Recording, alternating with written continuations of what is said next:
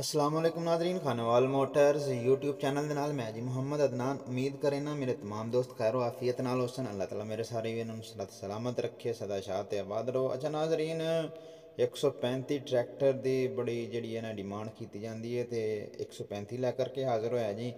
135 है जी 1970 या 71 मॉडल है, ठीक है जी। और बाकी गड्डी की जो कंडीशन है माशाल्लाह गड्डी इंजन वाइज जो है कंडीशन वाइज साफ़ सुथरी है। टायर पिछले टायर जोड़े ने कुछ माठे ने, ठीक है।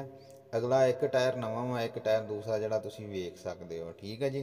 और बाकी इंजन वालों गड्डी जी है जी ओके है, सैल्फ स्टार्ट है जी, ठीक है। डिमांड भी बड़ी मुनासिब जी डिमांड की जा रही है भाजी। मालकां दा राबता नंबर मैं स्क्रीन पर शो कर देना। फाइनल जी 3.5 लाख रुपये ले आओ तो गड्डी लै जाओ, ठीक है जी। कागज़ कापी जी ओके जी। बाकी जो भी मालूमात है तुम मालकां नाल राबता करके हासिल कर सकते हो, ठीक है जी। और मालकां दा राबता नंबर असीं इस टाइम स्क्रीन पर शो कर देने। किसी भी दोस्त नूं गड्डी चाहिए हो, गड्डी सेल करनी हो, साडे प्रोफाइल पर अपना असीं वट्सअप का नंबर दिता हो तो राबता कर सकते हो। उम्मीद करांगे दोस्तों वीडियो पसंद आ गई। मिलां किसी दूसरी नई वीडियो दे नाल। नमाज कायम करो पाकिस्तान पाइंदा।